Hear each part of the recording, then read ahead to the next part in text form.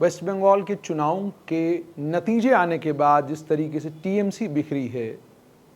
महाराष्ट्र के नतीजों के बाद शिवसेना उद्धव बाला साहब ठाकरे जिस तरीके से टूटी, या अन्य देश के राज्यों में जितनी भी पार्टियां परिवारों से जुड़ी हुई हैं या जिन पार्टियों के सर्वे सर्वा परिवार हैं, उन पार्टियों का जिस तरीके से बिखराव हुआ है अलग अलग राज्यों में, उस सब को ध्यान में रखते हुए मुख्यमंत्री उमर अब्दुल्ला और उनके पिता डॉक्टर फारूक अब्दुल्ला की प्रशंसा करनी होगी कि उन्होंने जम्मू कश्मीर नेशनल कॉन्फ्रेंस के तमाम नेताओं को एकजुट कैसे रखा है, कैसे इस बात को सुनिश्चित किया है कि उस कालखंड में, जिस कालखंड में भारतीय जनता पार्टी का समर्थन करने के लिए टीएमसी के मैंडेट पर चुनाव जीते हुए यूसुफ पठान लालायित हैं, जिस भारतीय जनता पार्टी का समर्थन अलग अलग राज्यों में कांग्रेस से निकले हुए एमएलएज ने किया, पार्टी तोड़ दी, छोड़ दी और भारतीय जनता पार्टी को समर्थन दे दिया, जिस कालखंड में जेडीयू के सबसे बड़े नेता ने बिहार छोड़ दिया, नीतीश कुमार ने बिहार छोड़ दिया और दिल्ली आ गए और बिहार की सत्ता बीजेपी के हाथ में दी, जिस कालखंड में यह सब कुछ हो रहा है, उस कालखंड में मुख्यमंत्री उमर अब्दुल्ला और डॉक्टर फारूक अब्दुल्ला के पास कोई मैग्नेटिक अट्रैक्शन तो है कि राजनीतिक तरीके से इतनी तब्दीलियां आने के बावजूद नेशनल कॉन्फ्रेंस जहां खड़ी थी वहीं खड़ी है। और नेशनल कॉन्फ्रेंस में तोड़फोड़ एक बार नहीं कई बार हो चुकी, लेकिन उन तमाम तोड़फोड़ों के बावजूद अब्दुल्ला परिवार और अब्दुल्ला परिवार का नेशनल कॉन्फ्रेंस पर कंट्रोल अभी तक जबरदस्त तरीके से बना हुआ है। दाशीगाम में जब नेशनल कॉन्फ्रेंस ने अपने तमाम विधायकों को बुलाया और मंत्रियों को डांटा डपटा और मंत्रियों की डांट डपट के बाद उनको एमएलए ने जब ये कहा कि आप काम करेंगे तो बात बनेगी, काम नहीं करेंगे तो बात नहीं बनेगी, तो मुख्यमंत्री उमर अब्दुल्ला ने भी कह दिया सुनना होगा चुने हुए प्रतिनिधियों को, उनको सुने बगैर बात बनेगी नहीं। यानी आभास उनको भी था कि गड़बड़ तो है अंदर कुछ, और वो भी इस बात को समझते हैं।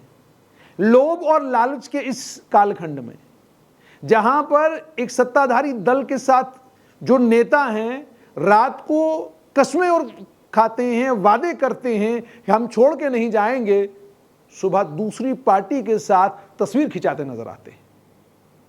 इस कालखंड में पार्टी के नेताओं को दाशीगाम ले जाना, वहां पर मंत्रियों की अच्छी खासी परेड होना और मंत्रियों की उस परेड के बाद सबका जब बाहर आना और खुश होना इस बात पर कि मुख्यमंत्री ने उनकी सुनी और उन्हें मुख्यमंत्री के समक्ष तमाम मंत्रियों को उनकी कमियां और कमजोरियां गिनवाई और जो नहीं भी कहना चाहिए था वो भी कह दिया, इस बात को दर्शाता है कि नेशनल कॉन्फ्रेंस का जो नेतृत्व है वो भी इस बात को जानता है कि कुछ भी संभव है इस कालखंड में। कोई ये कहे कि कोई भी चीज परमानेंट है, कोई चीज परमानेंट नहीं है। राज्यसभा की एक सीट के लिए कांग्रेस को अपने एमएलए को कर्नाटका के रिजॉर्ट पे भेजना पड़ता है एक सीट के लिए। यदि लोग विचार के साथ जुड़े होते, सोच के साथ जुड़े होते, विचारधारा के साथ जुड़े होते, तो फिर इतना डर, इतना खौफ नेताओं में नहीं होता, पार्टी का नेतृत्व इतना डरा हुआ नहीं होता। लेकिन जब समय वो आ चुका है जहां विचारधाराओं का कोई महत्व नहीं, कोई इंपॉर्टेंस, कोई रेलेवेंस नहीं। रेलेवेंस है कि आप सत्ता में हैं और आपका सत्ताधारी दल के साथ होना जरूरी है। जब रेलेवेंस इस बात पर है तो कोई ये कहे कि जम्मू कश्मीर में कुछ नहीं हो सकता, ये बिल्कुल गलत है। कुछ भी हो सकता है, और इसी कुछ भी को अंडरस्टैंड करते हैं उमर अब्दुल्ला और उनके पिता डॉक्टर फारूक अब्दुल्ला। वो जानते हैं कि हम किस कालखंड से गुजर रहे हैं, वो जानते हैं कि जम्मू कश्मीर है, वो जानते हैं वही जम्मू कश्मीर है जिस जम्मू कश्मीर में प्रधानमंत्री गिरफ्तार हुआ और उसको गिरफ्तार करने वाला इस देश का, जिसे आज भी माना जाता है इस देश का सबसे बड़ा डेमोक्रेट, जिस सबसे बड़े डेमोक्रेट ने के कहने के ऊपर एक पुलिसकर्मी गया और जम्मू कश्मीर के प्रधानमंत्री शेख मोहम्मद अब्दुल्ला को गिरफ्तार किया। ये वो जम्मू कश्मीर है। तो इस जम्मू कश्मीर में सत्ता परिवर्तन जिस तरीके से इतिहास में हुआ है, कुछ नया होना असंभव नहीं है। लेकिन जो जानकारी नई दिल्ली से मिल रही है, बिल्कुल जो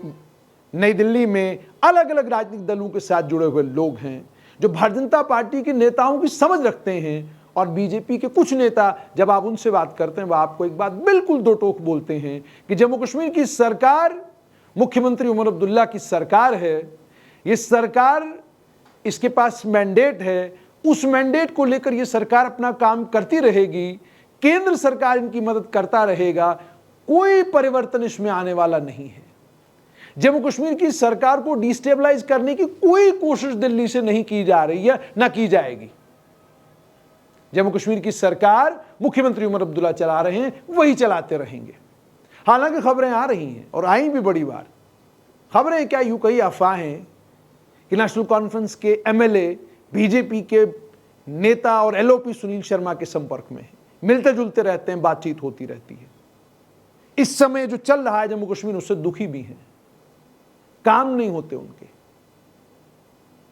अलग अलग अफसर उनकी बात नहीं मानते। वो चाहते हैं कि उनकी बात का वजन, उनकी बात मानी जाए। कॉन्स्टिट्यूएंसी में बेबसी का आलम है, वो उस बेबसी के आलम से बाहर निकलना चाहते हैं। वो चाहते हैं कि उनका दाड़ा दबका हो, उनकी बात जोरदार तरीके से सुनी जाए। वो मानते हैं कि ये दो ही तरीकों से हो सकता है, या तो जम्मू कश्मीर को पूर्ण राज्य का दर्जा मिले, या ट्रांजैक्शन ऑफ बिजनेस रूल्स आए, वो उमर अब्दुल्ला को एम्पावर करे। अगर ये दोनों चीजें नहीं होती हैं, तो फिर पूरे देश में जो हो रहा है वही जम्मू कश्मीर में भी है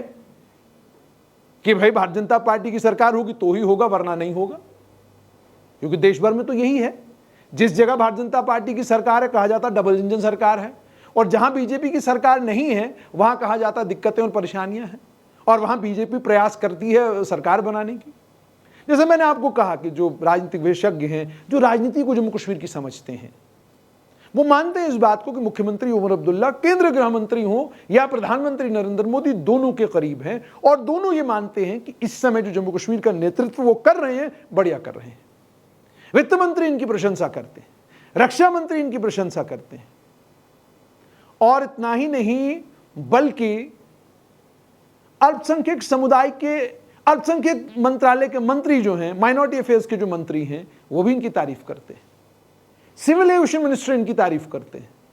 तो मतलब यह कि Omar Abdullah is in the good books of New Delhi. तो जब when you are in the new good books of New Delhi, what is the point, why would somebody like to destabilise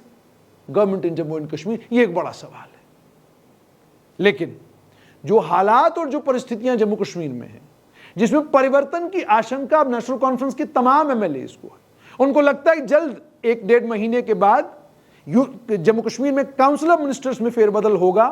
और उस फेरबदल में जो मंत्री उनके मुताबिक नॉन परफॉर्मिंग है उनको ड्रॉप किया जाएगा, और मंत्रिमंडल में नए लोगों को मौका मिलेगा, और उसके अलावा अलग अलग बोर्डों में नेशनल कॉन्फ्रेंस के जो बाकी एमएलए हैं, नेता, उनको मौका मिलेगा। और वहीं पर एक दिशा निर्देश उपराज्यपाल की तरफ से पूरे प्रशासनिक अधिकारियों को जाएगा कि एमएलए की सुनना जरूरी। क्या ये होगा? ये ख्वाब है, होगा आने वाले दिनों में देखने को, आने वाले दिनों पर में हमारी इस पर नजर होगी। पर जब आप दाचीगाम लेकर एमएलए को जाएं, जब आप ख्याल रखें हर एक एमएलए का, और जब भी वो मिलने आना चाहे आप फौरन उसको मुलाकात का समय दे दें, वो दो चीजें दर्शाता है। एक कुशल नेतृत्व, और दूसरा ये इस बात का ख्याल कि अब इस माहौल में कोई नाराज हुआ तो अब वो हालात नहीं है कि कोई ये कहे कि हमारे लिए बीजेपी जो है छूत है, हम इस पार्टी में नहीं जाएंगे। एक समय था जब कांग्रेस में जो व्यक्ति कांग्रेस में जाता उसको गाली पड़ती थी घाटी में, जो व्यक्ति कांग्रेस का नेता होता उसके लिए समाज में चलना मुश्किल था। एक समय जम्मू कश्मीर में वो भी था। आज जम्मू कश्मीर में वो समय है कि कांग्रेस तो एक्सेप्टेबल बन चुकी है, लेकिन भारतीय जनता पार्टी जिसके पास झंडा डंडा तक कहीं पूरे जम्मू कश्मीर में नहीं होता था, आज उड़ी करना टंगधार से लेकर लखनपुर तक सभी जगहों पर भारतीय जनता पार्टी के जिला अध्यक्ष भी हैं और निचले से निचले क्रम पर काम करने वाले कार्यकर्ता भी हैं। तो इस माहौल में, इन हालात में कुछ भी संभव है। अगर श्रीनगर म्युनिसिपल कॉरपोरेशन में बीजेपी के चुने हुए कॉरपोरेटर हो सकते हैं, अगर अलग अलग जगहों पर डीडीसी बीजेपी के हो सकते हैं, तो सरकार में बीजेपी की भागीदारी आने वाले समय में न हो, ऐसा कैसे है? लेकिन जैसा मैंने आपको कहा, फिलहाल दिल्ली का जो समझ में आ रहा है मिजाज, और फिलहाल उनका जम्मू कश्मीर को लेकर रवैया, और फिलहाल उनको जम्मू कश्मीर को लेकर सोच यही है कि मुख्यमंत्री उमर अब्दुल्ला बढ़िया काम कर रहे हैं, वो अपना काम ठीक तरीके से करते रहें, उसमें केंद्र सरकार उनकी पूरी पूरी मदद करेगी।